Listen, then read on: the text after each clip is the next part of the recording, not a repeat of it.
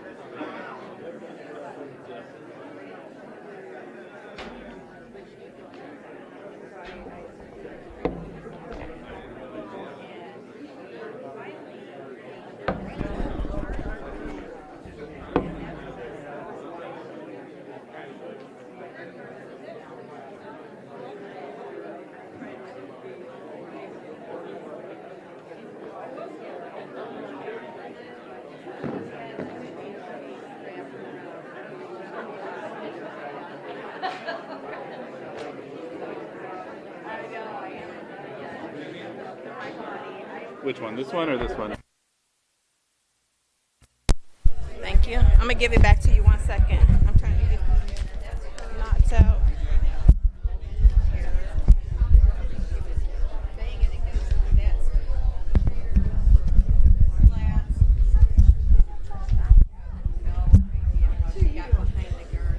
All right. Thank you. Got it.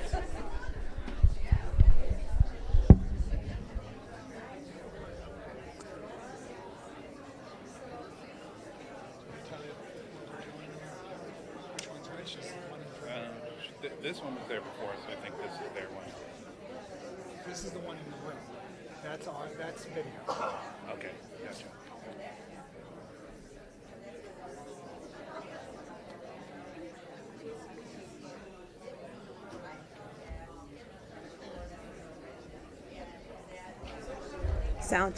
Sound check live from Dixon, Illinois. Sound check. Testing. Sound check. We're clear? Awesome. Is this mic? He took it off.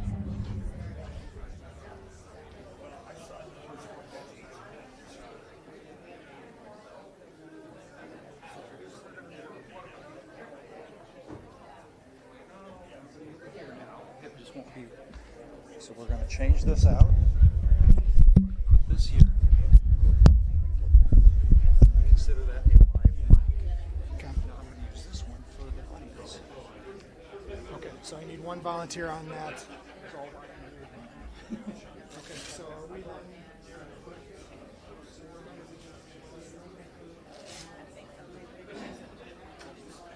Is there any way we could do like first sample here and then switch? Yeah, we can do that.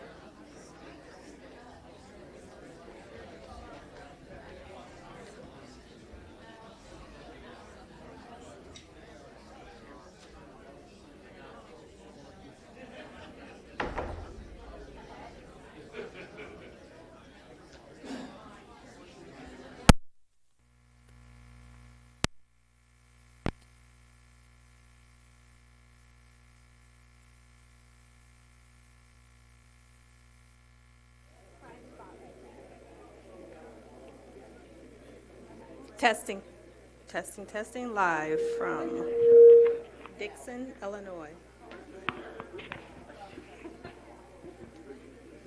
Testing 1, 2, 3. Testing 1, 2, 3, live from Dixon, Illinois.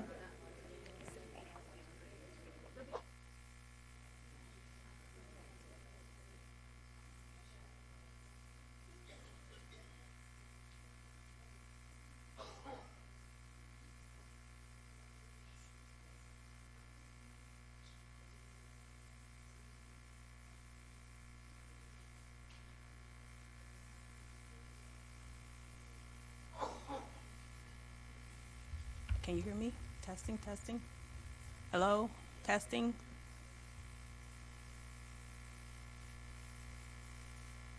Testing, sound check. 10, 9, 8, 7, 2, 1. Yeah, blast off.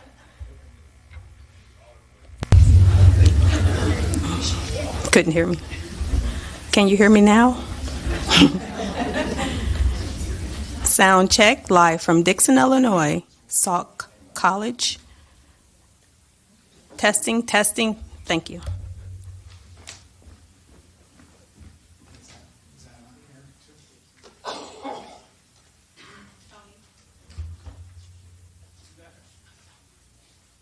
Couple more minutes, folks.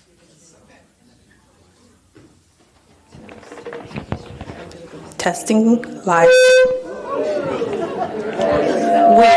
We apologize. Testing live from Dixon. Testing, testing. All right. I think we're good.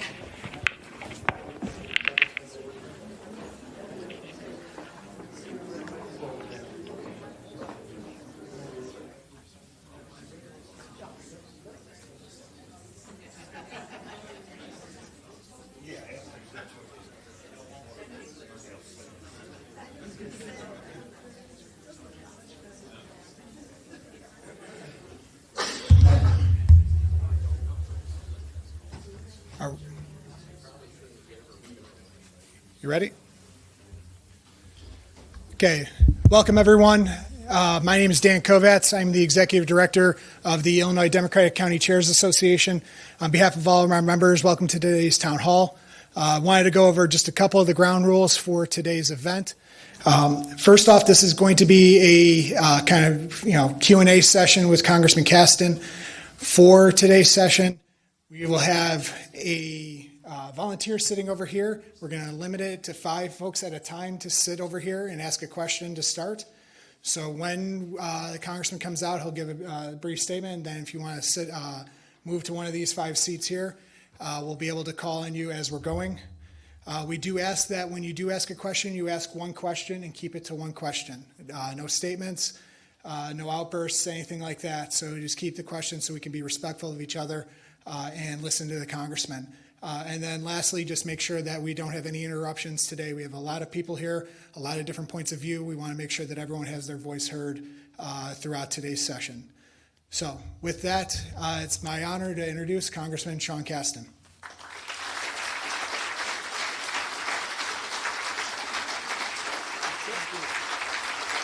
Thank you. Thanks so much for coming. Delighted to be here. I'm going to, as Dan said, I want to spend most of my time answering questions, but I want to just make it very clear first at the start of why the heck am I out here? I represent the 6th district out in southern suburban Illinois.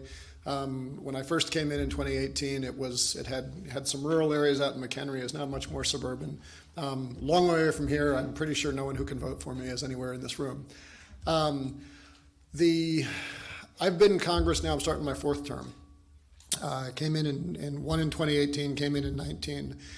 It has been a fascinating time to be in Congress, to be there for the passage of the biggest climate bill in our country's history, the biggest infrastructure bill in our nation's history, to be there for the 2nd biggest collapse of our economy in our history, second only to the Great Depression, and the fastest recovery in our nation's history, which I think we had some agency in making sure that that happens.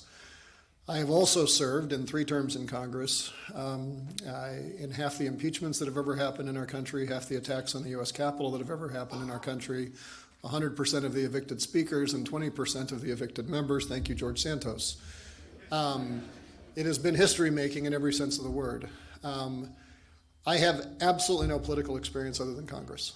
I never took a poli-sci class. I never ran for any office before running for Congress. And if you would have asked me what political party I was 15 years ago, I'm not sure I would have known how to answer the question. I'm a chemical engineer by training, had built and run a number of companies that we went into industrial facilities and would take over their energy assets and make them more efficient. And then we'd haggle over how much of every dollar I got to keep from my shareholders and how much we had to pay them in order to have continuing rights to their facility. But we did things at ethanol plants in the Midwest, colleges and universities, paper mills, chemical plants, you name it. If it was energy intensive, steel mills, we were in there. We did that, number one, because I enjoyed it. It was fun engineering. But also because I basically grew up deathly afraid that climate change was going to be the defining feature of my generation. And if we couldn't find a way to save people money and address climate change, we weren't going to get this done. And as someone I was born in 1971, so the first president I really remember was Dixon's native son. And, as a kid, I remember the big environmental crisis. The first one that I really remember was the ozone hole. And I give Ronald Reagan a lot of credit for saying we need to use markets to solve these problems. We can't just have command and control measures, and this is a global problem. We have to get the world to deal with this. And so under the Reagan White House, they developed the Montreal Protocol, which was a cap-and-trade system.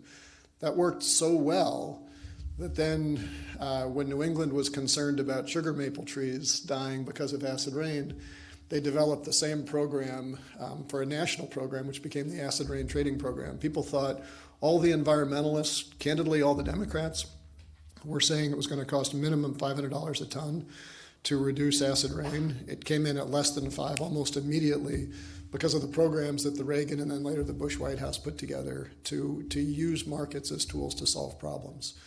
I also remember when the airlines were deregulated and when telecoms were deregulated. And Fred Kahn, who had been the head of the Civil Aviation Administration when all that went through, had this wonderful statement he made years later, but it informed what the Reagan White House was doing. And he said the process of deregulation shifts the burden of consumer protection from price setting to antitrust enforcement. And deregulation fails if you drop the former and don't replace it with the latter. These were all ideas that were deep in the heart of the Republican Party I grew up with. And so the first time I could vote, I voted for H.W. Bush. The second time I could vote, I voted for Bob Dole, which isn't to say that I agreed with him on everything, but I was always fond of Ed Koch's line when he said, if you agree with 60% of what I have to say, vote for me. If you agree with 60% of what the other guy has to say, vote for him. And if you agree with 100% of whatever anybody has to say, you need to go get your head examined. and so that was sort of where I grew up. And I grew up with the idea that the Republican Party was not in any confusion about whether the good guys won the Cold War, whether the good guys won the Civil War. And after we'd sold our company in 2016, we were going to push for some additional market reforms. And at this point, I was just helping friends who were still in the industry, trying to say, how do we get rid of some of the subsidies that are distorting the way energy markets work? And so I went to meet with my congressman at the time, Peter Roscom, and was making the case for why this is a business case for let's help people have cleaner, cheaper energy, and we're blocked by these regulations. And as we were making our arguments, he stood up, looked at his watch, and walked out of the room. And I said, what the heck is that? That seems pretty rude. And I went home and I said to my wife, I don't know what I'm going to do next, but he's going to be unemployed by the time I figure out what I'm doing next. And I started talking to people, who were more politically involved than me at the time. And I thought that, I must have said something. And they said, no, that's his brand. He hadn't had a town hall in 10 years. He doesn't confront that. And when I found out that Darren LaHood, who's a friend, has not had a town hall since before I got elected, That felt problematic to me. And ultimately, the reason I'm here is because the democracy that our founders created is predicated on the idea that A, we're going to trust that if everybody votes, they will collectively make the right decision. And B, we're going to trust that when people get into the voting booth, they're going to have a full understanding of the positions of the various candidates, the issue on the ballots, and be informed. And we have never as a country lived up to either of those propositions, right? On a really good election in America, maybe we get 60% turnout. Goodness knows there's plenty of misinformation, and there's plenty of folks, including probably all of us in this room, including me, who may not know everything on every part of all the way down the ballot of exactly where the folks stand for. But our democracy moves forward to the extent that people are constantly fighting to make sure that everybody can vote and that everybody is fully informed when they get there. And our democracy has always been threatened by people who oppose both of those principles. And so I'm basically here today just to answer whatever questions you've got, not to convince you that I'm right, but I want you to understand what's going on in Washington, and you can make your own decision on whatever you do with that on the backside. As far as what I've got direct involvement, I'm happy to answer your question, anything, but since coming into Congress, I've served on the Climate Committee in the first 2 terms, where we wrote what substantially became the Inflation Reduction Act, so I'm fairly intimately familiar with that. Served on the Space Science Committee, where we overview all of our national labs and scientific research that funds other government, and the Financial Services Committee, where we oversee our nation's financial system, the banks, the Consumer Financial Protection Board.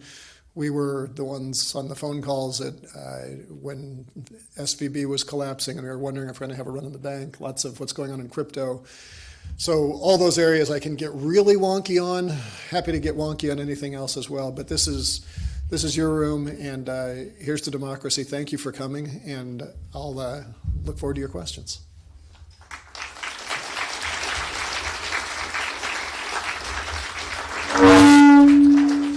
Okay, this mic's going to be a little different here. So again, if you have questions, come over here. We'll have 5 people sit at a time, 1 question at a time, okay? So first on up, and we'll have a volunteer. Yep.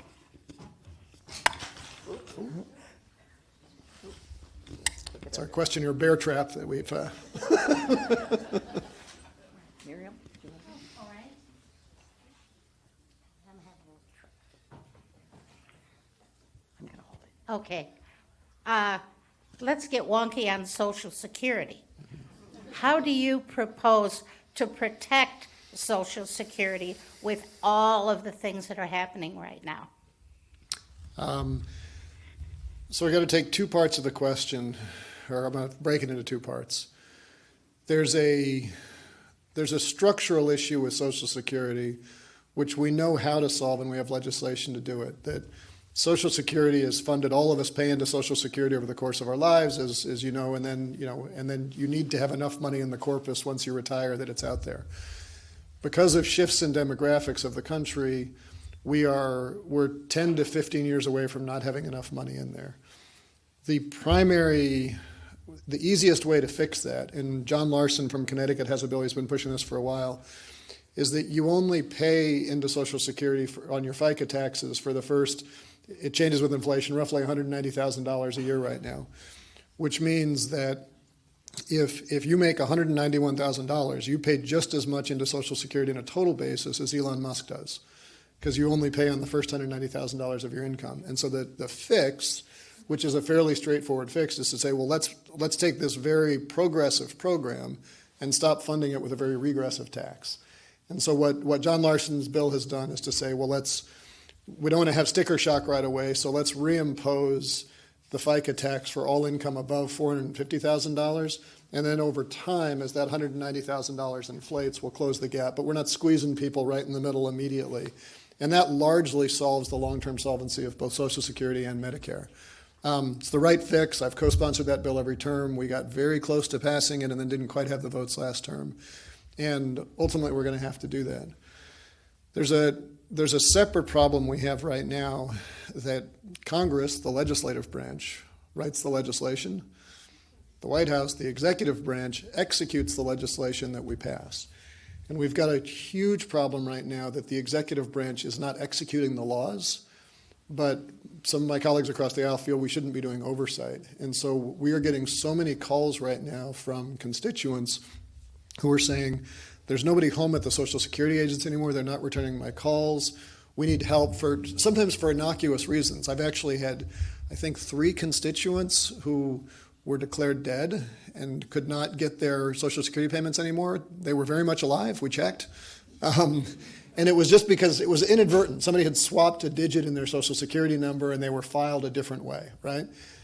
Well, you can fix that, but you need someone online to fix it, right? And so these cuts in the agency are hurting folks that we need to go back, and we need to be doing better oversight in this moment. We need to be doing any oversight in this moment, which we can't do as long as Speaker Johnson is blocking our ability to have hearings and do those subpoenas. But this is a solvable problem as long as we're serious about making sure that the Congress itself is going to do its job and defend its status as a co-equal branch of government. Thank you. Yeah, hi, Congressman. I'm concerned with the tariffs, and shouldn't Congress be the one that's taking care of tariffs instead of the executive branch? That's my question. So yes, legally, what Trump has done on the tariffs is completely legal, because the law says and we can debate this, we can regret it. I think it was probably a mistake, but years ago, Congress gave authority to the White House to set tariff policy, and in particular, the White House has the authority to declare emergencies. The idea is that the declaration of an emergency sometimes needs immediate things to happen, and a political body is going to be slow to respond. However, the Emergency Powers Act says that if the White House declares an emergency, Congress can file a motion to declare that the emergency is over, and if Congress votes within 30 days to declare the emergency over, then you can't do it anymore. So the authority that Trump has used to issue these tariffs is declaring that there was an economic emergency. There's not one, but they declared one. For context, 6 weeks ago, the average tariff on goods in the United States was 1.5%. Today, even after some of the clawback, it's almost 30% of the tariff on imported goods. We haven't started to feel it yet, but you've got manufacturers who are now turning away ships that are coming in because they don't want to pay the import duty, and so you're going to start to see things that are dropping out. To get a sense of how bizarre Congress is right now, my colleague Greg Meeks from New York introduced a bill to say that there is no economic emergency, and that would have started the clock on 30 days. Maybe we wouldn't have the votes. The Republicans obviously have the majority. Maybe they would declare it's an economic emergency, but you'd have to have the vote at that point. Last week, a bill was passed on a straight party line vote to declare, among other things, that a calendar day is not a legislative day. So now, under the rules of this Congress, when the earth spins around on its axis, 24 hours, the sun rises, the sun sets, and the sun rises again, that is no longer a day. And so this Congress has now passed a bill that says, for the perspective of declaring an emergency over, we have chosen to neuter ourselves and say that Congress can't do that. To my mind, it's stupid, but it's also cowardly. If you agree there's an emergency, then fine, just vote for it, right? But they've now taken away Congress's ability, and when I say they, a straight party line vote, to simply have a vote of whether there is an emergency that could cancel the tariffs. And it's going to be hard because there's going to be some huge disruptions. There's an article in the paper today that heparin, I'm not going to ask any questions, but if any of you or if some of you may be familiar with this, if you've ever gone in for surgery and you can't eat, you get heparin. It's an anticoagulant, so that if you're being fed intravenously. The supply chains for heparin are almost entirely in China. So now you've got these tariffs that are kicking in, and let's assume only that the Chinese are going to engage in this in the way that Donald Trump would, which is say, I'm going to make you feel pain over this. If they were to shut off that supply, people will die within hours. This is a hugely problematic issue, and it's created by this tariff battle. Okay.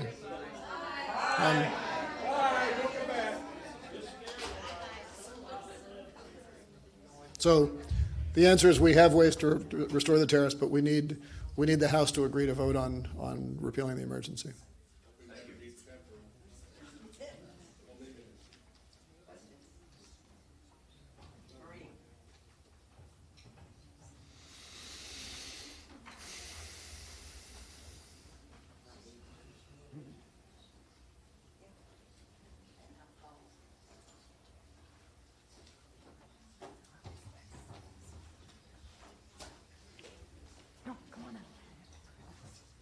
Yes, I'd like to have you explain exactly what we will need to vote and register to vote if the SAVE Act does go through the Senate.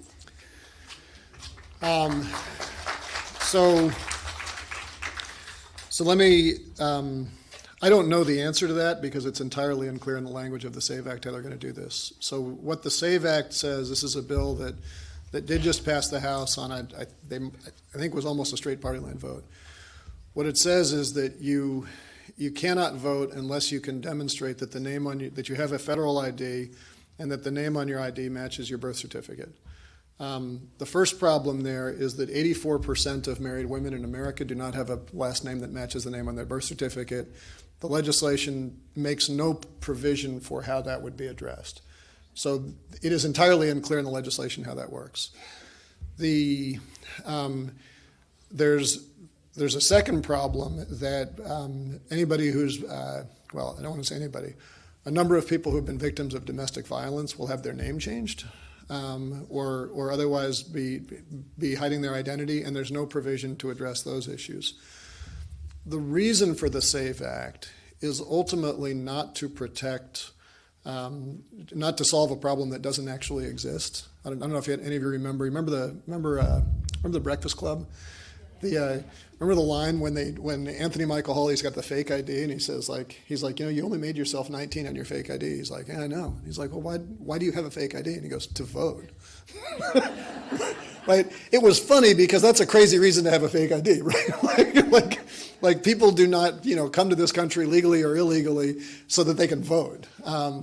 But the scare around that has been useful because if you look at the population of people who have a very hard time getting access to a federally recognizable document, number one, most people don't have passports.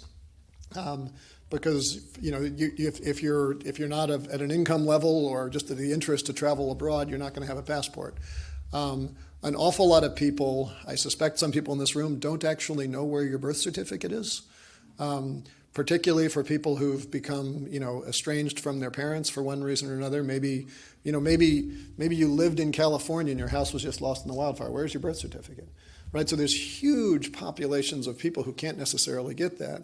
And the test on that is that we actually introduced legislation last term that said, all right, let's address this straight on. Let's set a bill up that says anybody with a Social Security number can go to the post office and get a federally recognized ID. I have not been able to get anybody across the aisle to co-sponsor that legislation. Because ultimately the point of this is not to make sure that everybody can vote, it's to make sure that certain demographics of people struggle to vote. And that's unfortunately true.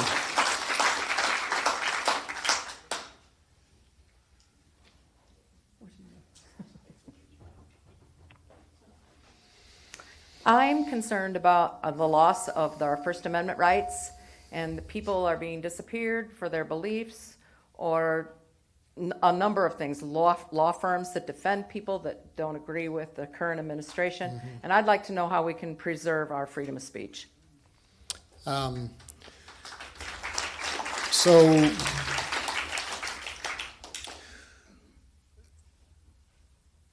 we are neck deep in a constitutional crisis right now. We are not in a constitutional crisis because the president disagrees on policy. We're neck deep in a constitutional crisis because the president is violating the Constitution and the law and is not being held to account. One of the first actions that they took was to get rid of birthright citizenship by executive order. Birthright citizenship is in the 14th Amendment. Section 1 of the 14th Amendment says that any natural-born citizen in the United States, subject to the jurisdiction thereof, is an American citizen. The reason why it says subject to the jurisdiction thereof is because it had to exempt Native Americans who were not subject to the jurisdiction because they lived on tribes, and had to exempt people who were born of foreign ambassadors living in the United States and therefore not subject to the jurisdiction. But at the time that was drafted, there was actually a rich debate. This was done in the wake of the end of the Civil War and freeing the slaves, and said all these people are citizens now and have the right to vote. But they actually debated at the time, should this apply to all the Chinese laborers who are here building the railroad right now if they happen to have a child while they're here? And they said, yes, that's absolutely the intent. You can see this in the congressional record. That was actually what they debated. So now you have a White House that's saying we're going to repeal that by executive order, which, if you've watched Schoolhouse Rock, as I have, is not the way that the Constitution is amended. They're now moving on from that to as you said, prosecute people for their beliefs. That Secretary Rubio has just said that they want to do a purge of people in the State Department who do not hold Christian beliefs. Which, like, you're free to hold Christian beliefs, right? But, like, look at what our founders said. I mean, Jefferson famously said that you have an absolute right to believe whatever you want. The government's ability is only to limit your actions. So if you believe in a religion that demands human sacrifice, that's fine. If you participate in human sacrifice, that's not fine, right? You can't be prosecuted for your beliefs. These are basic, and we need to stand up for that. A handful of us have been, when I say handful, there's like 20 of us who got together after the last administration to start working with outside groups to pursue litigation in the courts. And the courts have, in generally, been very robust on this. On the birthright citizenship, on these other matters, they've been ruling in the right way. What's the plain text of the Constitution. It is concerning that some of these law firms are folding. We actually will be sending out a letter next week pointing out that a number of these law firms are probably breaking the law, because if you're essentially accepting a bribe from an official and doing your work based on that bribe, that is a violation of the law. We'll see how much that stands. But I think my basic message to everybody is I want to stress that this should be deeply, deeply bipartisan. If you are a university saying we really want to have a very diverse student body because it makes our university better, but I don't want to say that publicly because then my research funding will be cut off, I understand the fear. If you are a law firm saying I don't want to get in a fight with the White House because if I get in a fight with them, some of our clients will run to other law firms and we won't be able to make our partner bonuses this year, I understand that fear. If you are a member of Congress, including many on both sides of the aisle, who is saying, I'm afraid to stand up right now because having freed the January 6 people who attacked our police, having freed them from jail, I don't want to be doxxed and have people outside my house threatening the safety of my family if I stand up. I understand that fear. When you are faced with those threats and you are being told if you stand up individually, you will be picked off, you have two choices. You can either sit down or you can stand up collectively. And we have gotten to this point and succeeded as a country to date because when we've hit moments like this in the past, we've stood up collectively.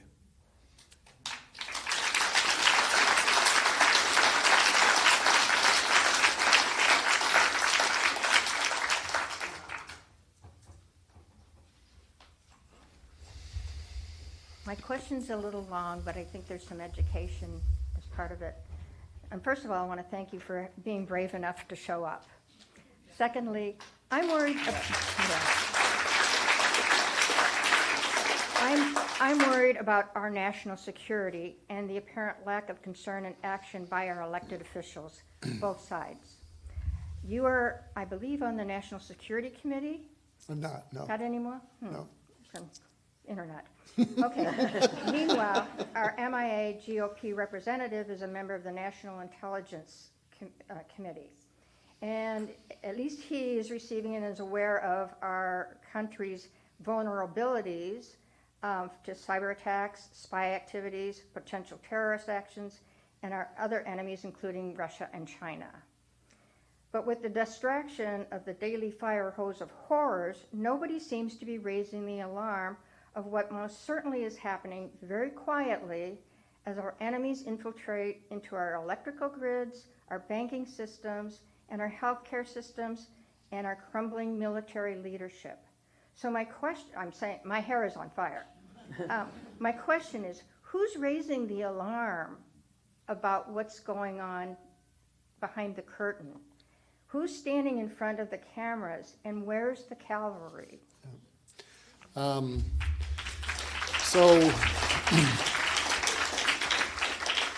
I will first, just to make you, I don't know if this will make you feel better or worse. I remember when Adam Schiff was heading up the Intel committee, I asked him, what's it like being on the Intel committee? And he said basically everybody who comes in says, I'm going to tell you something that's going to scare the dickens out of you about the future of our country. Then I'm going to tell you something that's going to scare the dickens out of you about the future of the world. And then we're going to get to the scary part. And I think the nature, and I say that not to be dismissive of it, but we should be deeply afraid of these threats, because to the extent we're deeply afraid of these threats, we take protective measures and they don't happen. But people are trying to hack into our systems all the time. We have robust, not just our own domestic services, but the intelligence assets we have to try to protect against that in coordination with our partners around the world. And it has taken generations to build that. Like anything, the world's best home builder can build a house in a year. The world's worst arsonist can burn it down in a day. And I think we need to be very careful about what's happening right now. Some of the things that particularly scare me are, number one, the hack into the Treasury payment system from Elon Musk and these folks. We still don't know, because we've been blocked in every attempt to subpoena people and have them testify. We don't know what information they got. We don't even know which people were in there. We were initially told they only had read access. Then we found out that some of them had write access. We don't know if they exfiltrated information. Every dollar that is paid out of the U.S. Treasury goes through that. Some of the dollars that get paid out of the U.S. Treasury are your Social Security checks, your grant monies, veterans benefits, those sorts of programs. Other things that are paid out of there are any asset we have embedded in a hostile foreign government or a terrorist cell who has risked their life to provide us with intelligence to protect us on our shores. We do not want their information being made public. We don't know whether that information was taken out, but we know that within the Treasury payment system, you can get their bank routing information and their information to make those payments. That is a huge fear that we can't get the answer to. I introduced a bill to essentially close that barn door, and we just need 3 Republicans, and we can close that barn door. But I haven't been able to get 3 Republicans yet to sign onto that bill, so we've got to push that. Number 2, one of the historically, some of the ways that we find out about these problems are through our inspectors general. So inside every part of the government, you have inspectors general, so that if you see that somebody has infiltrated the system, if you see somebody doing some fishy stuff, those inspectors general are there through an act of Congress. They are there to be neutral ombudsman, ombudswoman, who are providing information back to the Congress through secure channels. And to get a sense of what that is, if you're a CIA agent, you can't come forward with what you know, right? Because we don't want people to know what you know. But you have this channel through these inspectors general. When we found out that in the first Trump administration that he was withholding aid from Ukraine in exchange for political favors, it was the inspectors general that brought that to our attention. One of the first acts the Trump administration did was to fire the inspectors general.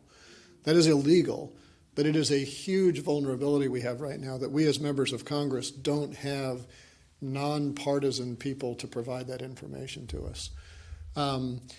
The third big one that scares us is this obscene signal chat thread that happened. And I have Signal on my phone.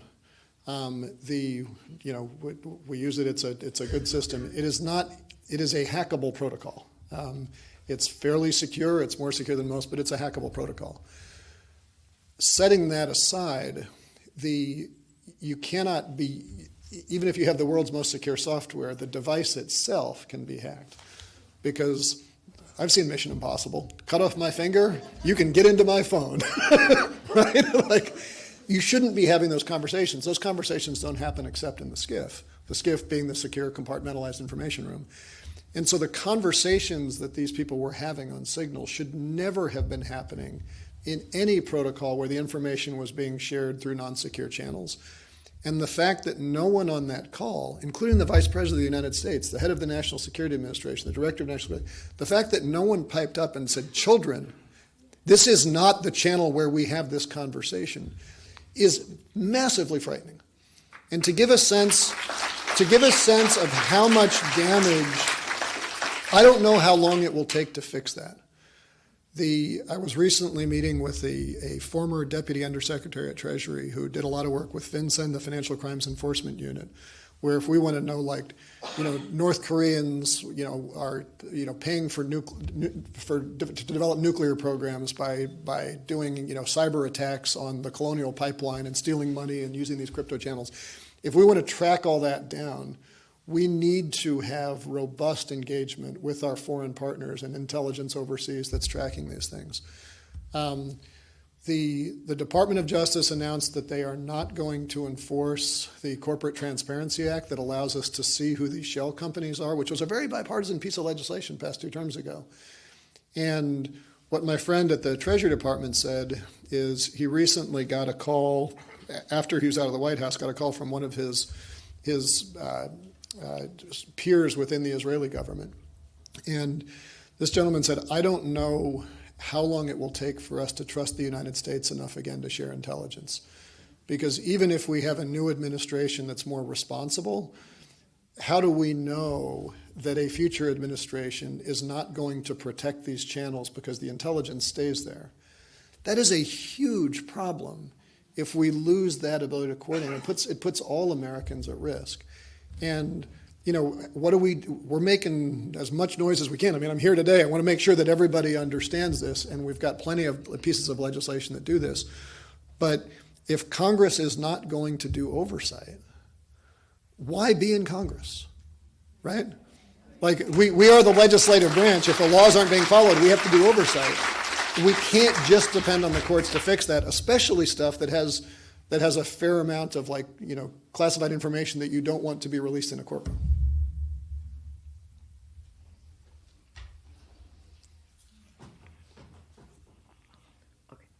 I'm a member of the LGBTQ community.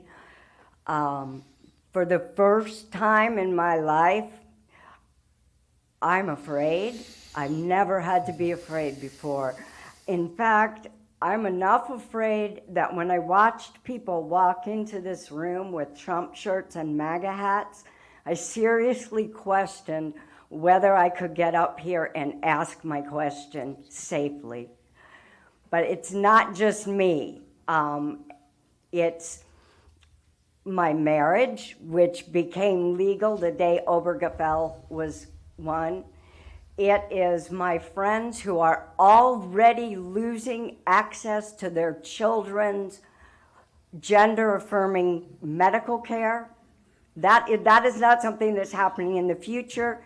That is not something that only happens in red states.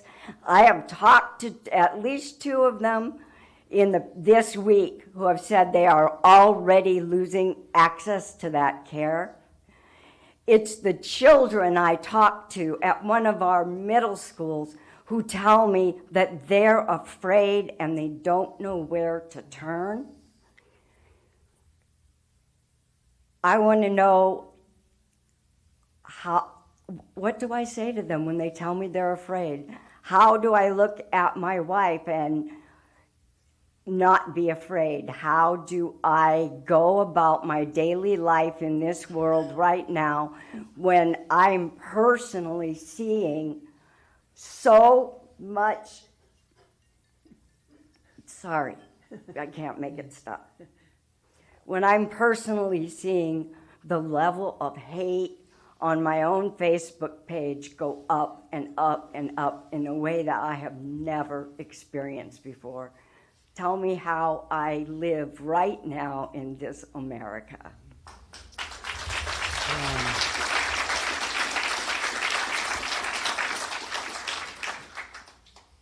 I wish I had an answer that was going to make you feel better and feel totally safe walking out of here, and I can't do that. I think we are keenly aware, particularly as members of Congress, that your job so often is to look out for the most vulnerable among us, right?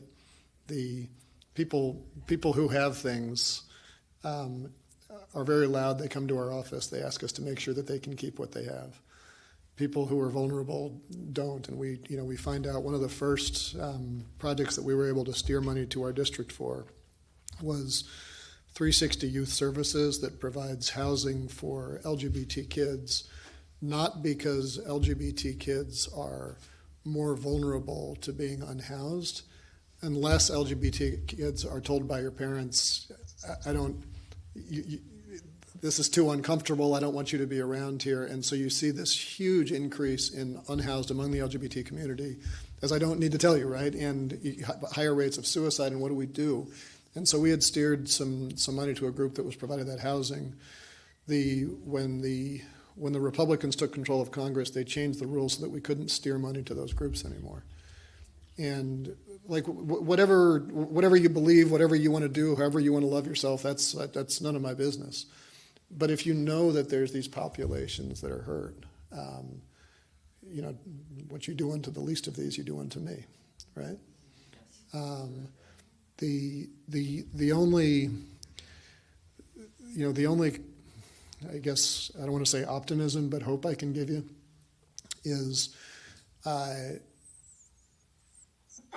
most people who yell on Facebook are not most of the people, right?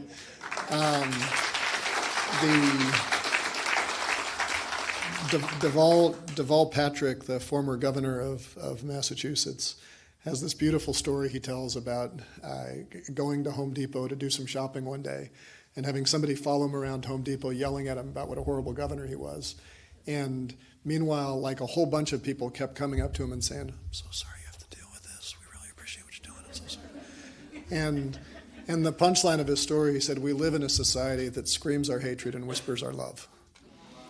And so I think like the best thing that I can say is like, number one, don't judge somebody for the shirt they're wearing or the sign in their yard. Give them the decency to like before you judge who they are. And and for those of you who've got some love and tolerance in your heart, just be a little louder.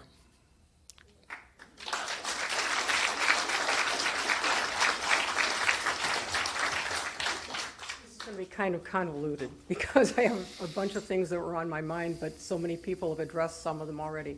One of the things I noticed is the first questions were being concerned. Now the questions are fear. Yeah. Next, they're going to be terror. And I think what concerns everybody here, at least why I'm here, is because I'm concerned and afraid that nothing is going to change. Nothing's going to be done. Most of the things that are being threatened by the government right now are services. They're not businesses. They're not out there to make money, save money, none of that. And they have nothing to do with this federal deficit, which is an imaginary number that really doesn't mean anything. You can always add more money to it. So we've decided to ignore the services like the Postal Service, the Social Security services, all that, and let it go while people in Congress are just sitting there. I always felt that more than 50% of the people were good and had my interests and interests of the general public in mind. That doesn't seem to be anymore. When you have a Congress that you said, everybody needs to stand up, do you see that happening anytime soon? I know this is a two-part question. The second part is, laws are being broken. The government is told they're being broken. They're told what to do by the judges and the juries, the judicial branch, and they're not doing it. And what's the consequence? There's no consequence. How do you see any consequence from the federal government, the executive branch? Is that the right one? Yeah, anyway, doing whatever they want. Yeah. Because I would imagine everybody in this room is afraid and concerned and soon to be in terror of what's happening. So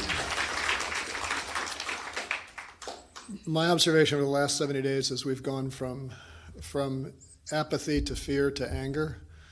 And I think that's actually healthy, because the next thing after anger is action. When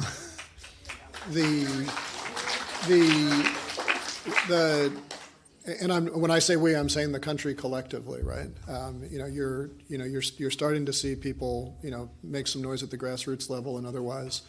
I think those of us as elected officials have an obligation to go stand up, to come to places like this. Like, that's part of why we're being here. There is a bet that our founders made with our democracy, and I always encourage people to go back, pick your favorite founder, Google their name, quote, and the word virtue. And it is fascinating to see how much our founders talked about how a country based on the rule of law fundamentally depended on having people of virtue in positions of power.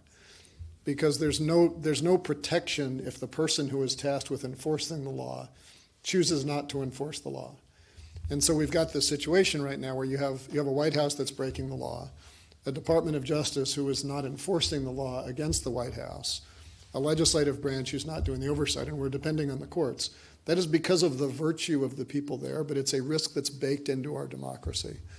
And my favorite quote, and I'm going to garble the quote, so I'm not even going to try to get it exactly right, but before the Constitution was written, James Madison said that to expect that you will only elect virtuous people to be our leaders is a chimerical idea, if I'm pronouncing that right. And therefore, we must trust that the virtue of the people who elect them will stay strong. And so we have to trust that all our neighbors are going to be virtuous, because that's the basic bet of democracy. Not just the people in red states or blue states, not just the people who have a yard sign in your yard that you like, but we have to trust that people are fundamentally virtuous, or we lose the whole thing. And that's something like that we all have to do, right? It's why I said at the start, like, why am I here? I'm here because I want to make sure that everybody understands what the stakes are, but also that people don't walk out of here and say, I can't trust somebody because they didn't vote for the person who I voted for last time. We have to trust that, like, if everybody's out there and everybody's informed, we get this done. I guess I'll just close with a little story. In March of 2020, just before COVID shut everything down, a group of us went down to walk across the Selma Bridge with John Lewis one last time. We knew that John was not going to be with us for much longer, and he ended up dying, I think, in June or July of that year. And John said one last time, and so we went down, and everybody who was still alive and had walked across that bridge the first time came back to be there. So Ruby Bridges was down walking across the bridges with us. Jim Lawson, who had taught nonviolence to Martin Luther King, was down there with us. The surviving members of the Abernathy family. It was just this amazing group of people. And I'm sitting there as a first-term member of Congress, just in awe of all these people who are here. And I ended up talking with Chuck Neblett, who was one of the Freedom Singers. He'd been involved in some of the Freedom Rides. And I said, as someone in a position of some, hopefully leadership, tell me what I need to learn from these people, because these people somehow found the courage to stand up and do things that they knew people who were lynched for. So number one, how did they find the courage to do that? And number two, how did they articulate that in a way that got other people to stand up and take that same risk? And Chuck said, there's a common mistake that we assume that leaders create movements. It's the other way around. Movements create leaders. And he said, once we had a crowd in the street, we needed to find people who could be out there in the front. But this is his words, Martin and Rosa didn't come first. The movement came first. And then we needed Martin and Rosa. And I said, I said to him, I said, so okay, if that's true, like, I'm still trying to figure out, so what am I supposed to do with this? So I said, all right, so what created the movement? And he said, look around this room at all of these gray-headed people here. We are all Emmett Till's age. And he said, every one of us, when Mamie Till did that funeral, every one of us was his age. We were at the age where we were invulnerable. We didn't think anybody could stop us. And we stood up and we started marching. We started sitting in at the lunch counters, and that's what created the movement, right? We didn't get the Civil Rights Act in 1964 because John F. Kennedy wanted it, or because Lyndon B. Johnson wanted it. We created it because they didn't have another choice, right? And I think, like, it's why I said before, like, we will get through this to the extent we decide to collectively stand up. But we are all in a constitutional crisis right now.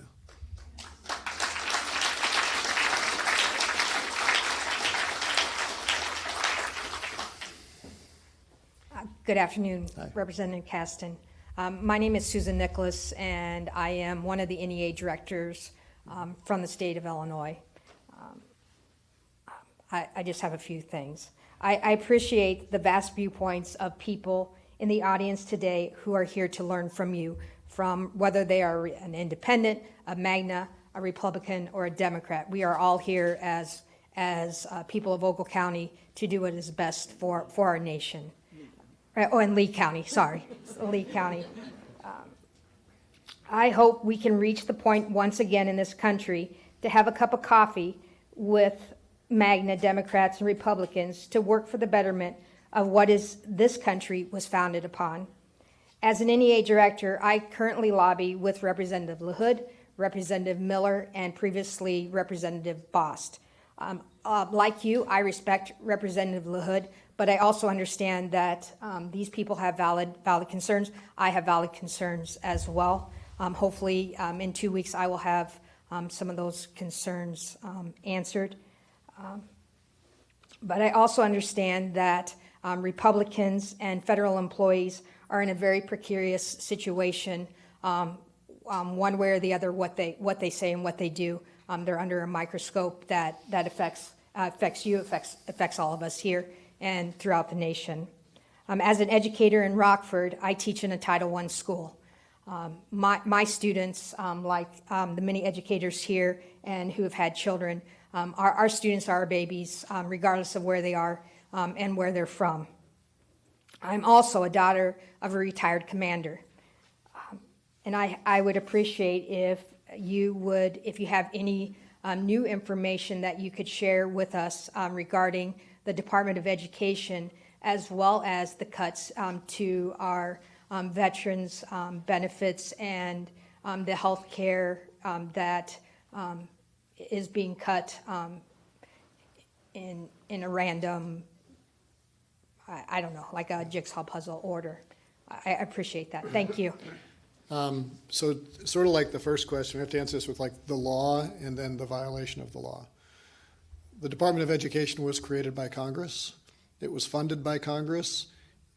Under the Constitution, under the Impoundment Control Act, under the Rescission Act, you cannot choose in the White House not to fully fund those obligations consistent with congressional intent in the absence of a subsequent act of Congress. So what they're doing is a violation of the law. The accountability, as all these questions have come up, is the problem. But they cannot do this without breaking the law, and they're breaking the law, and we're trying to make sure that there's accountability. One of the things that we've been doing is trying to make sure that every time congressional letters go out that say we raise our strong concerns with your actions to cut funding for blankety blank, trying to get our colleagues to say that's not the way you write that letter. You write that letter by saying your actions violate code blankety blank, and the penalties for violations of that code are as follows. You have to be a little bit careful because when that works successfully, the person who is then asked to violate the law or lose their job quits. And so there's a real danger that we're trying to grapple through as long as we do not have people of virtue implementing these laws.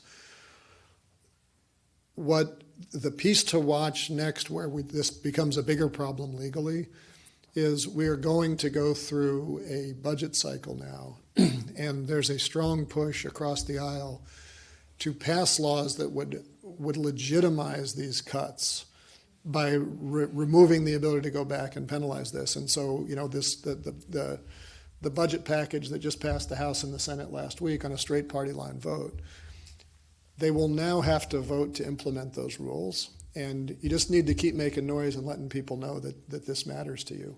And this matters to, like, this shouldn't be partisan, right? I mean, you got veterans saying, I don't want to have my VA benefits cut. I think I think if I did my math right, I think in this district there's 150,000 people who depend on Medicaid.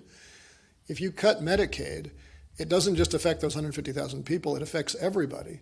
Because if you were getting your health care covered at a community health center and now that community health center doesn't have funding, that means you're going to go to the emergency room when you get sick, which means that if any of you suddenly find yourself needing a visit to the emergency room, there may not be beds available.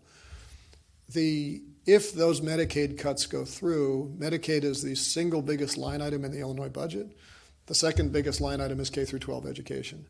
So if you force the states to try to cover that hole, you almost inevitably are going to end up with much less state support for education, which, as you know well, is primarily funded by the state, right? So the stuff is like, it's really, really bad.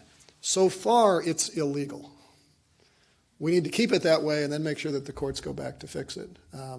But it's the time to be in touch with your representatives and remind them that this stuff matters. And again, it should matter to all of us.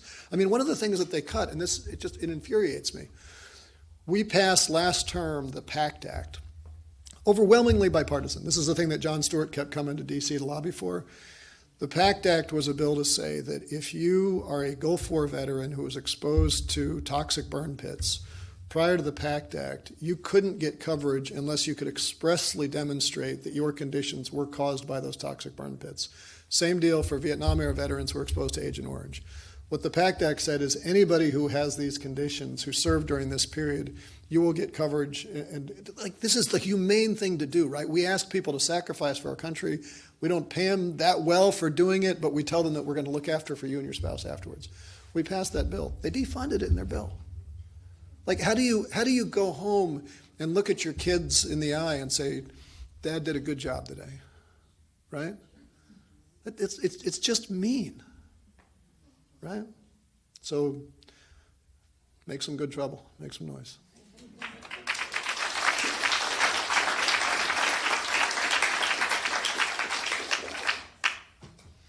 Hello. Hi. In light of the new claimed authority of ICE, what happened to due process? If something could happen to people who are legitimately in this country, what could happen to me as a citizen? The least of these, I'm at a loss. Yes, I mean, again, it's a straight up constitutional violation. Like, due process is your right. This is another one where we need to be careful with the law. And I'll give you an example of something that is going to sound very partisan, the Lake and Riley Act. Lake and Riley, as you know, was this woman who, tragically died, and was an undocumented immigrant involved. The Lake and Riley Act that was passed said that any undocumented person in this country who was accused of a crime, I think it was like a minor traffic stop that the perpetrator did, that anybody who's accused is automatically deportable. Well, the law already says that if you are convicted of a crime as an undocumented immigrant, you're deportable. Not only does the law say that, but remember that undocumented immigrants in this country are not just people who snuck across the border.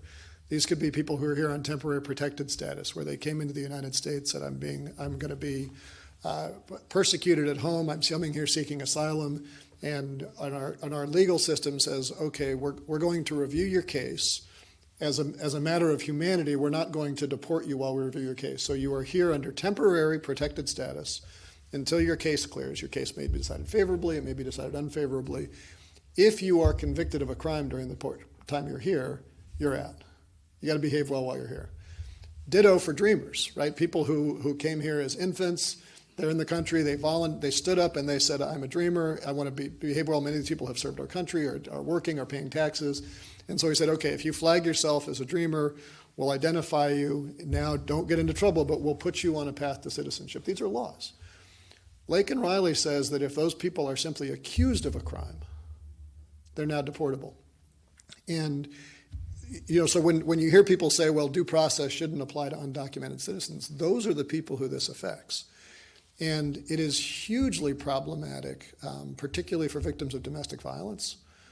Because imagine what happens if you're sitting there saying, I'm doing everything right, but I am a TPS recipient, I am a dreamer, and I'm in a relationship with someone and the relationship is now not going so well.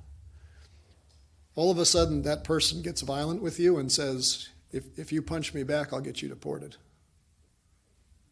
Right? Like understand who we are empowering with those rules. There's a reason we have due process. And, as I keep saying on these questions, right now what they're doing is illegal.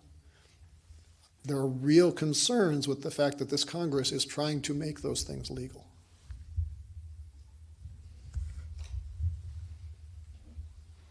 You can imagine which way I'm voting on that, by the way. Hello, my name is May. I am a public school teacher. I teach special education. My husband and I both were able to go to school and graduate college as first-generation college graduates using the Pell Grant to the full extent. Our concerns lie, there's so many things, truthfully, that I could go over, but I want to talk about education and some of the funding, not only to all of the schools, but to our state especially. So, one, Pell Grants are very concerning. And how are people like myself going to be able to go to school and help the community and serve their community? I'm worried about the teacher turn-in thing that they have now federally. If you are a part of DEI, you can go and turn in names. I'm also concerned about the emails that he's sent out saying if you are participating in DEI to public schools, we're not going to fund you anymore. The school district that I work for has $1.77 million in Title I funding. If that's cut, it's going to be like we're dismantled. I don't know what our school is going to do. That doesn't include any special education or related services that schools receive. So those are my concerns. And then also, after the funding freeze, we were supposed to get in Illinois $1.88 billion was frozen. I know that Lauren Underwood and some other people wrote a letter saying to Trump, you can't withhold this still. A judge said that you can't withhold this, and I haven't heard anything about that. And now we're having another $165 million cut to Illinois, which I'm sure is going to affect things like Head Start programs and, any grants for cities. All of these things affect people's daily lives. How do we mitigate this? So I want to try not to keep repeating what I've been saying before, but let me just talk about what we should be doing from a policy perspective and what we got very close to doing last term.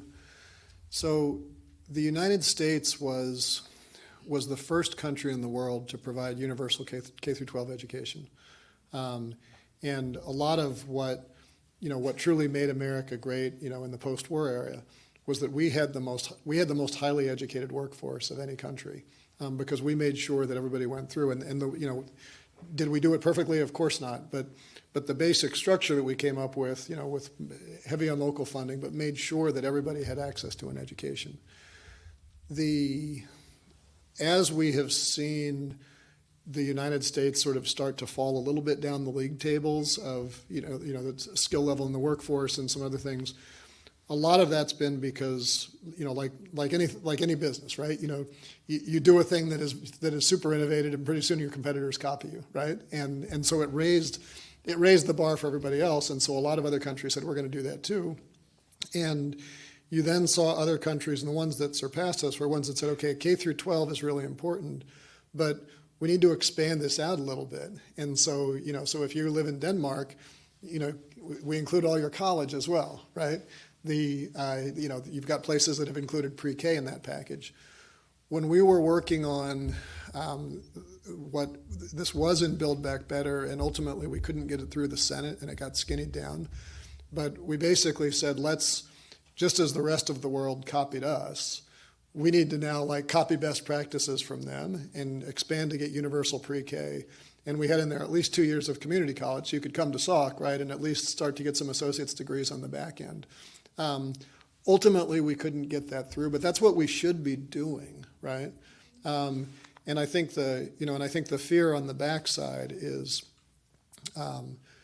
we could backslide to what we had before the United States put these rules in place, where families of means who could afford to hire tutors could go through and do this, but otherwise you can't afford it. And it's it's sort of like, I don't mean to pander to you as a teacher, but I guarantee you we don't pay you as much as you deserve. Right? But if if we lived in a society where teaching was all on an a la carte basis, you would have more negotiating leverage, but you also wouldn't be in a position where you say, I'm going to help out all the Title I students because they're not going to pay as well, right? And so it would create just a hugely bifurcated economy that would set us back. So it's just from a purely selfish, I want America to be the leader of the free world, we should be protecting this stuff. And I guess the last thing I'll just leave you with to get some sense of it was ever thus. There's a wonderful speech that James Baldwin gave in like 1958, because it's always been the same issue. It's called A Talk to Teachers. If you look it up, it was somewhere up in Minnesota. But Google James Baldwin Talk to Teachers. And he has this line in it where he says, the ultimate purpose of education is to teach people how to ask questions of themselves. What is up, what is down, what is black, what is white? Is there a God in heaven or not? And society only moves forward to the extent that we have people who are asking those questions. And the trouble is no society really wants that type of person around. And, and it was just this fascinating. He was like, society we have certain beliefs, fictions we tell ourselves that hold us together as a society. We were founded by people who came here to have a nice lunch with the natives and they all got along very well, right? It's a nice myth. It holds us together. Not entirely true, but the myth is nice, right? And so like education has always been universal education has always been a politically controversial idea. And that doesn't mean we shouldn't fight for it.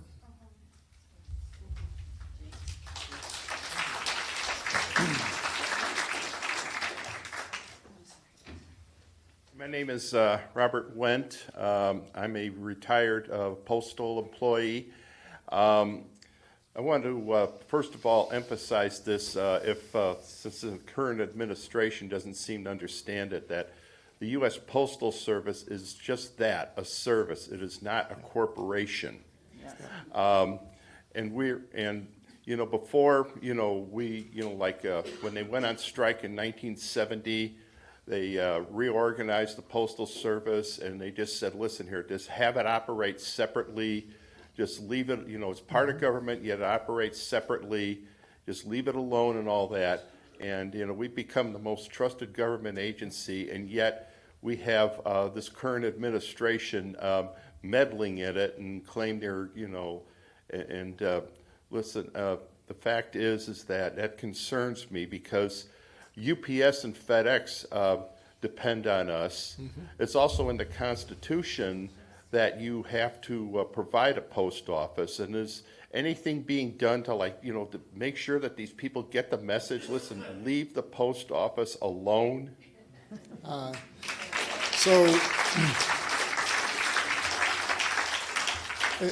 There's a little bit of a fever we're in right now, but last, I think it was last term, might have been 2 terms ago, we did pass, and again, this was very bipartisan, to fix the pension issues at the post office. There was this piece, you're familiar with this, but for the rest of the audience, there was this weird thing in the post office that said, I think this was like a law passed into the George W. Bush administration, that said that the post office had to fully fund their pension before they had any additional free cash flow, which no other business does, right? I mean, you fund, you pay enough into the pension to make sure that you got it when you need it, but they had to fully fund. And so it was creating this fiction of insolvency in the post office that was purely an accounting fiction. And so we did pass, I think it was very bipartisan, to change the accounting rules to match what the rest of the private sector does. And that gave more financial freedom to the Postal Service so that it wasn't as constrained. There does continue to be this effort to sort of privatize everything. And I go back to what I said about Ronald Reagan's head of the Civil Aviation Administration. The process of deregulation shifts the burden from price setting, price of a stamp, to antitrust enforcement. Well, if all of a sudden you were to sell the post office to UPS, they would be a giant monopoly, right? That ain't antitrust enforcement. But as you said, they use you all for the hard to deliver routes. It's easy to run a postal service. In my district in suburban Chicago, the houses are pretty close to each other. It's something else to say, how are you going to mail something to someone in Alaska? And that was Benjamin Franklin's great idea, that if we're going to be one country, we've got to be able to communicate with each other as one country, especially a country as big and as diverse as ours. And I keep relying on other people's quotes, but there's lots of people who have been smarter than me in this line of work, so I might as well steal their material. Thomas Paine, when he was trying to convince Americans to think of themselves as Americans and not as South Carolinians and Virginians, because he wanted them to sign off on the Constitution, had this beautiful line that he said, "Our great title is as Americans, our lesser title varies with the place. It is by our greater title we are known around the world, and by our lesser title we're known at home." The Postal Service is core to that, right? Because if you and I can communicate for the price of a first-class stamp, just as well as I can communicate with my neighbor next door for the price of a first-class stamp, just as well as I can communicate with someone in Honolulu for the price of a first-class stamp, then we have seen ourselves as Americans.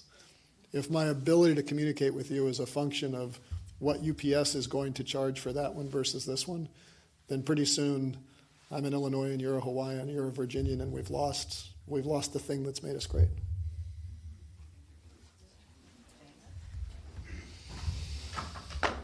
Yeah, I want to thank you.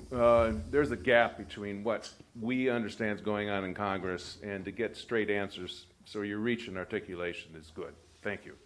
So my question is about martial law. I foresee some problems emerging. We have 300 to 500 people showing up in Sterling for a march. Across the country, we're talking, I don't know the statistics, maybe 3 million, 4 million, 5 million people doing this sort of thing. And as the colleges start to come on, because they're being challenged in a lot of different areas, there's going to be much larger groups. Somewhere in that process, there may be some things that happen. I was 30 miles from Kent State when that happened at a college. That was horrible. My question is, can he declare martial law as the groups start to emerge larger and larger? We have a lot of white-haired people here tonight, and I think the groups are going to get younger and larger, and some things may happen in some of those. So far, they've been peaceful. Can he declare martial law if he wants to? I hope we never have to find out. Madeleine Albright, before she died, had written a book called Fascism, and she came and met with a number of us when she was on her book tour. It's one of the perks of Congress, you get to meet with these interesting people. And she told us at the time that her observation is that she differentiates between fascism and authoritarianism, that in an authoritarian government, the leader seizes all the weapons. In a fascist government, they give all the weapons to their political allies. And she said that, like, one of the things to watch for in a society, and you know what scares me, I have faith in our men and women in uniform. They take an oath to the Constitution, not an oath to the president. They are trained to follow a direct order, but they also, if you go to war college, you've been schooled in the Nuremberg trials that at some point I was following orders is not unacceptable. And when we'll find out where that goes, I also have faith because people like, former Joint Chiefs head Mark Milley, Trump appointed Mark Milley, is out there on the hustings telling everybody, including a group I was in a couple weeks ago, that we train our law enforcement officers to keep the peace. We do not train the military to keep the peace. We train them how to kill people. And when you put military people in a peacekeeping job, no matter how good your intentions, bad things are going to happen. Witness Kent State, right? And I think you've got a lot of discipline of that in the organization. What makes me much more nervous is, freeing the January 6 attackers who attacked police, right? What message does that send? And I will tell you candidly, I have,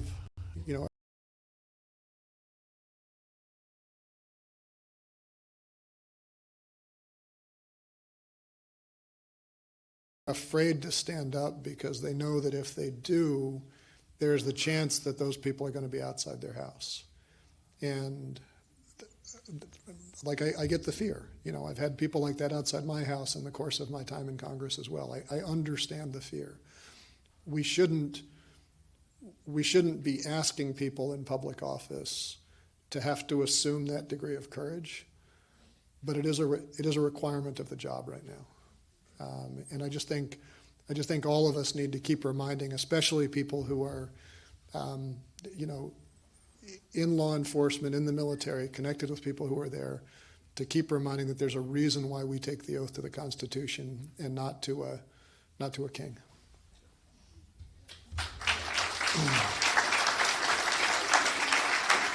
Hello.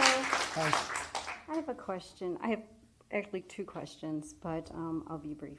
So I'm from Sterling, Illinois, and I was just wondering, just to explain, maybe you don't know, Sterling, Illinois at one time had a really great Northwestern Steel and Wire company, and it was in Sterling itself, and in 1970, long time ago, had a population of 16,700. Most recent census, it's down to 14,100. The Northwestern Steel and Wire had financial struggles because of foreign competition steel. Mm-hmm. That was kind of a big deal for our community, and it filed bankruptcy. Jobs went away, families went away, and really kind of the town changed completely. And not for the good either. So I'm wondering, my question is, and it wasn't just Northwestern Steel and Wire, it was once called the hardware capital of the world, and it was booming. I mean, I was just a little kid at that time, but I remember we had everything. People were happy, people were shopping, it was robust. Would the tariffs that they're trying to enact, and would that bring back American jobs? Would that be helpful? Or is it this total, like it's gonna just be completely bad for the country?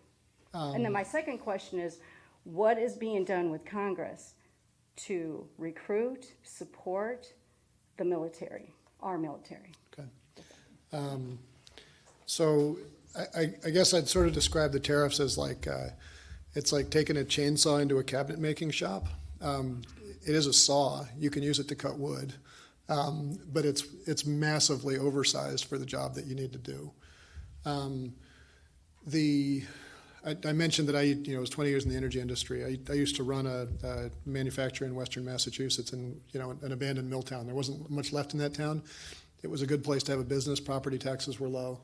But if we think of Massachusetts as a very blue state, but Massachusetts is essentially a very blue city, some very blue college towns, and a lot of old abandoned mill towns in the middle that aren't around anymore. And I think a part of that is technology changed, right? The textile manufacturing, we don't use as much paper anymore. That hurt the paper mill towns. A part of that, candidly, was NAFTA, that I think we basically took a decision as a society, for better or for worse, that we want things to be cheap, and as long as they're cheap, we're going to ignore what happens to the middle class in between. And those were government decisions. There were also decisions that all of us sort of had some agency in, right? Because we all like cheaper stuff. I teased some friends in the solar industry recently because when the Biden administration had put big tariffs on imported solar cells from China, they said, this is going to really drive up our cost of materials. We're not going to be able to build these projects anymore. And I said, okay, so are you pro or con Chinese slave labor? Right? Because do you want that to be cheap at all costs, or is there some point where we say we can't keep hollowing out the middle class to provide these things back? And I think there's plenty of room for a very thoughtful policy with our trading partners that says, if you're naturally better at this than I am, you have some competitive advantage. Capitalism works. Let's make sure you make it. If you're only better at this because we're going to pay you $15 an hour, but if you go across the border, you can pay 80 cents an hour. We haven't done anything other than destroy a community. And so I think there's an appropriate for targeted tariff policy that addresses that. One of the things that we did with a lot of intentionality in the Inflation Reduction Act was we put additional tax credits for anybody building facilities in communities that are transitioning away. So if you look at I think about this from an energy lens. West Virginia has one of the highest rates of opioid use in the country, one of the lowest life expectancies in the country. On every metric, they're doing really bad.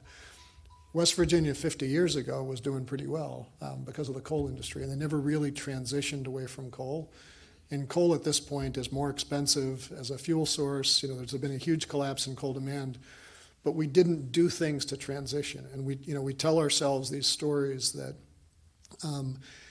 every technology advance has created more jobs than it destroys. And that's generally true, but it doesn't create jobs for the people who lost them, right? It creates jobs for different types of people. And I think we have to be thoughtful enough not to say to somebody who is 55, who worked in that factory and was, 6 years away from retirement, to say, good news, you can go back to community college and learn how to code, right? It's just disrespectful. And, I guess what I'd say to all of us is that you remember the story about John Henry who killed himself fighting the steam shovel? You can love steam shovels and love John Henry, right? And I just think we have to do that with the way our policies work. The reason why I say that the tariffs are taking a chainsaw to a cabinet maker is these tariffs are going to raise the average American household's cost by $4,700 a person. It's actually worse than that, because if there's stuff that you needed that you now can't buy, your costs are going to be much bigger than that. And they're not targeted, and they certainly aren't consistent. I couldn't tell you. The start of last week, I thought the tariffs were very different than they are now, and I can't tell you what they're going to be next week. Businesses can't plan for that, and it's not very targeted, but we can do better. With respect to the second part of your question with our military, you can decide whether this is good or bad. The budget proposal from the White House and the budget proposal that came out of the House and Senate said we need to give $4.5 trillion of tax cuts to our nation's wealthiest. And in order to pay for that, we will not touch the Department of Defense or Social Security. Department of Defense and Social Security are like 85% of the total federal budget. So we are going to, if you just take that budget on its face, and this has to be, it has to be enabling law. If you just take that budget on its face, we are going to still have a very well-funded military. Whether we can recruit the best and brightest is going to be hard to tell, because we're telling people that if you're not a straight white guy, you're probably a DEI hire, and that's sending good people out of our military, and it's making it harder to recruit and retain people. The fact that what's left to cut has had these huge, the cuts I mentioned before to the Veterans Affairs and the support we provide our veterans, I think it's going to make it much harder to recruit and retain people if we don't tell them that in exchange for your service, we're going to make sure that you've got a life of dignity on the back end. And so a lot of those cuts, I think, are going to make it very difficult to recruit. But at least as it sits right now, we're going to continue to build expensive military hardware. The last thing I'd say is just to quote, again, Mark Milley, the former Joint Chiefs of Staff. He famously told Trump in his first term that if you're going to cut $1 out of the State Department, you better be prepared to give me 10. Because every time we dial back on our soft power abroad, it increases the risk of further military conflict. So like stuff that USAID was doing to go into countries that, think of the United States as being the place where we're providing cheaper food, we're building schools for kids in need. That's all shut down right now, which makes those people, A, much more vulnerable, and B, much more receptive when Putin or Xi comes knocking at the door and says, I see the United States isn't here anymore, what can I offer you?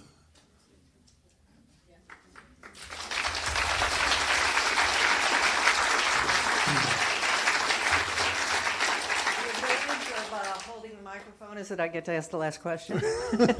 This is my payment for standing up here. So we have a substantial activist group in this community. Many of those people are here in this room today. We have met almost every single week since before you were elected. We started meeting in November of 2016. We've hosted protests, lots of protests, but particularly since February, some very well-attended protests. We've sent maybe tens of thousands of postcards. We've regularly, as you probably know, called our Congress people and written them letters. We have worked very hard for candidates, some of whom, hi Lisa, are in this room, and We've worked very, very hard, but we feel sometimes we are the forgotten people because all this community was represented by Adam Kinzinger. In all the years he represented us, he never, ever held a town hall, despite all of our requests. Representative LaHood has received thousands of phone calls and received a petition with several thousand signatures on it requesting him to do a town hall. It is so wonderful to see a real, live congressman in our community.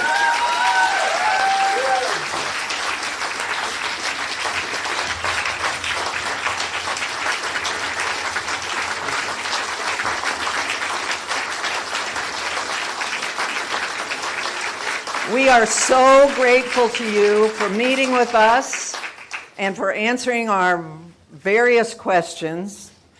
And my question is, quite simply, what more can we do?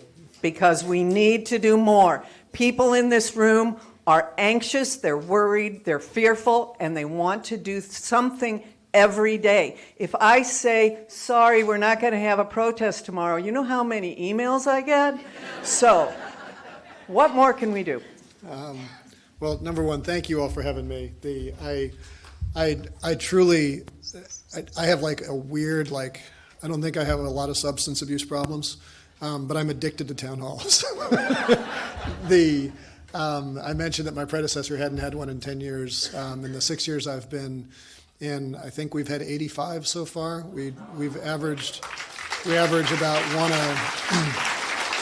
we've averaged one a month. They've gotten more frequent in the Trump era.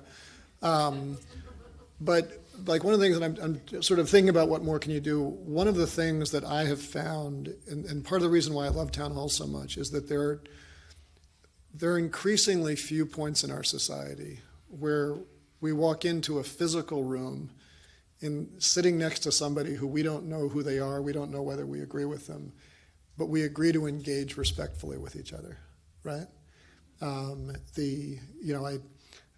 A number of years ago, I was speaking at an interfaith prayer breakfast, and I said, I think the only three places where that still happens are interfaith prayer breakfasts, Bruce Springsteen concerts, and my town halls. And we've tried to be intentional about doing events on the most controversial issues of the day. So when we were first considering the first impeachment against Donald Trump, I did a town hall on impeachment. And and this was, I'd just come in, I'd flipped a seat that had been Republican for 50 years. I was not seen as being particularly safe in my political future. And I remember one of the Chicago newspapers said, Kasten's on a suicide mission. And there were a lot of people in the room in full MAGA gear, and every single person, not everybody agreed, but everybody exactly as today asked questions and was respectful and engaged and was treated respectfully. And the part that, like, I still get chills thinking about it is this person came up to me at the end and said, I don't agree with your perspective, but you gave us a lesson in how civil society is supposed to work today. And I'm not saying that to ask for your praise or to brag or anything else, but I think all of us have a role to try to create rooms like this where we can.